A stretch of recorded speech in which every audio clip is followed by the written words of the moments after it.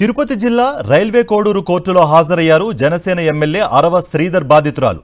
తన కుమారుణ్ణి వేధిస్తోందని ఎమ్మెల్యే అరవ శ్రీధర్ తల్లి ప్రమీలమ్మ రైల్వే కోడూరు పోలీస్ స్టేషన్లో ఫిర్యాదు చేయగా కేసు నమోదైంది. ప్రమీలమ్మ పెట్టిన కేసులో మార్చి 2న హైకోర్టు నుంచి బెయిల్ లభించింది. హైకోర్టు ఆదేశాలతో బెయిల్కు సంబంధించిన షూరిటీలు రైల్వే కోడూరు కోర్టులో దాఖలు చేసేందుకు అరవ శ్రీధర్ బాధితురాలు హాజరైంది. క్రైమ్ నెంబర్ 4 ఉంది కదా, సో దానికి సంబంధించిన కేసులో హైకోర్టు వారు మాకు ఇచ్చిన బెయిల్ ఏదైతే ఉందో దానికి మేము ఈరోజు షూరిటీ కోసం సబ్మిట్ చేయడం కోసం వచ్చాం. అన్నీ రెడీ అయిపోయినాయి, షూరిటీలన్నీ సబ్మిట్ చేసేస్తున్నాం. సబ్మిట్ చేసిన తర్వాత సాయంత్రం నాడు ఆమె ఇంకా షీ విల్ బి ఫ్రీ అయిపోతుంది. అయిపోతే ఆ ఇంటికి వాళ్ళు వెళ్తారు. సాయంత్రం నాడు వచ్చి ఏం జరిగింది ఏంటి, ఇప్పుడు మన నిన్న కొంచెం లేట్ అయింది కదా మనకి, సో ఏం జరిగింది ఏంటి అనేది వాట్ అనేది నేను మళ్ళీ మీకు ప్రెస్ మీట్లో అన్ని వివరాలు చెప్తాను.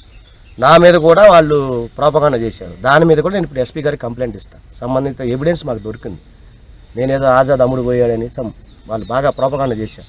సో నా జోలు రావాల్సిన అవసరం లేదు. లాయర్గా నా డ్యూటీ నేను ఆ రోజు చెప్పాను, మీడియా వాళ్ళందరికీ ఏం చెప్పానంటే లాయర్గా నా డ్యూటీ నేను చేస్తాను.